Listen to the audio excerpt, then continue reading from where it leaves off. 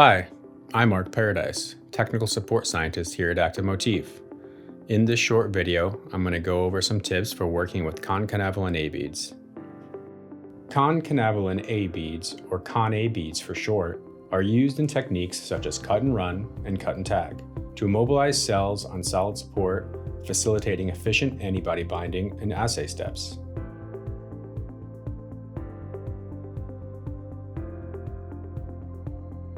Start by resuspending the Concanavalin A beads in their storage buffer by pipetting or gently vortexing.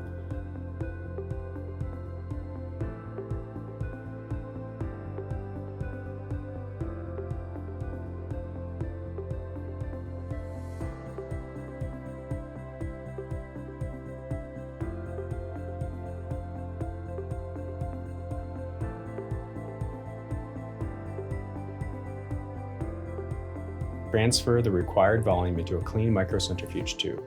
If your beads were frozen, they would no longer work. It is important that the Con-A beads are stored at 4 degrees.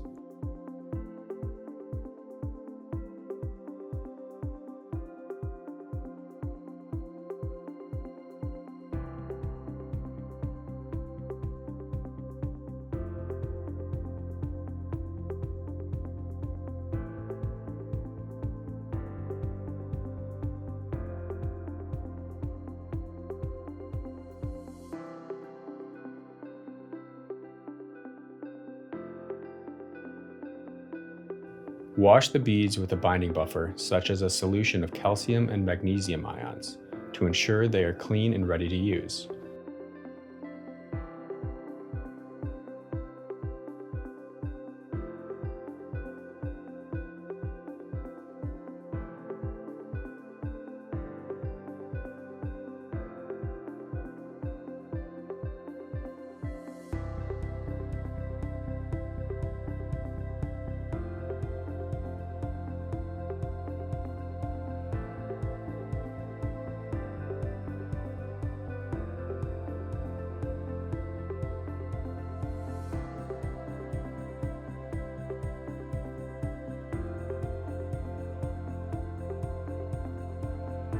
In our kits, we provide these optimized buffers, and in our protocols, we suggest to repeat the wash steps 2 or 3 times. This process is also sometimes referred to as bead activation.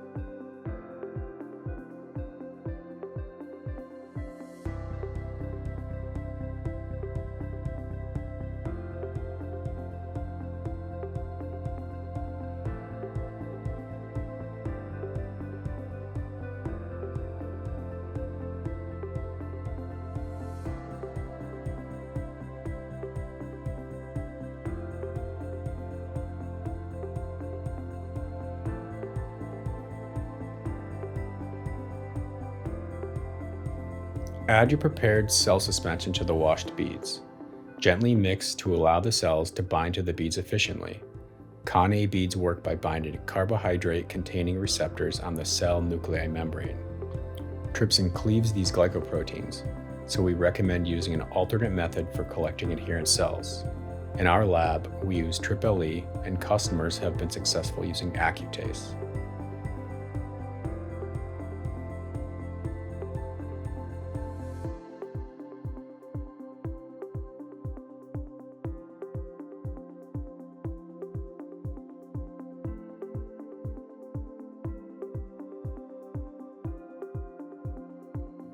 Incubate the mixture on a rotator or shaker at room temperature for about 10 minutes.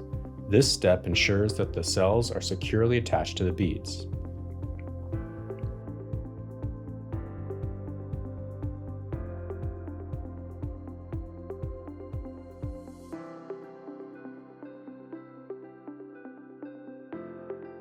Wash the cell bead complexes with a buffer solution to remove any unbound cells and debris. This step helps maintain the specificity and cleanliness of your sample. If you are working with many cells, 500,000 or more, you may find that the bead mixture becomes very viscous. In this case, you may want to use fewer cells.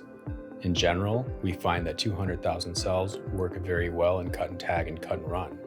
However, this can vary depending on target abundance.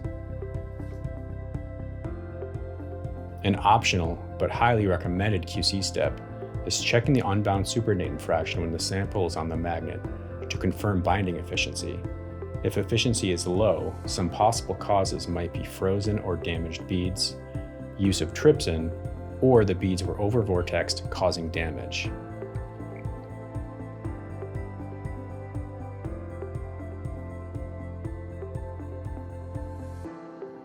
Confirm the binding under a microscope to ensure that the cells are adequately attached to the beads.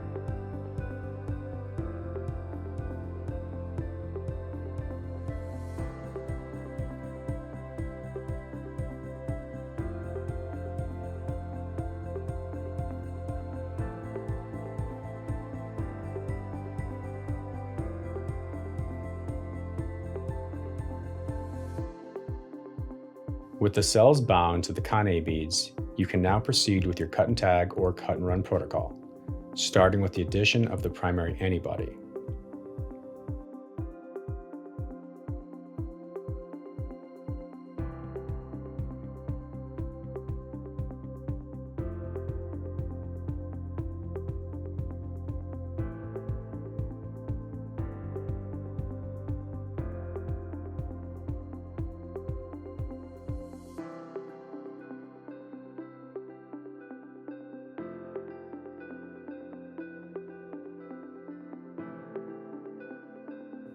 Con-A beads improve the consistency and efficiency of CUT&RUN and CUT&Tag assays, ensuring reproducibility and higher quality results. With your cells bound to Con-A beads, you're ready to proceed to your experiments. Thank you for joining us for a closer look at using Con-A beads used in CUT&RUN and CUT&Tag. Stay tuned for more tutorial videos from Active Motif. For more information, please visit our CUT&Tag and CUT&RUN resource pages at activemotif.com.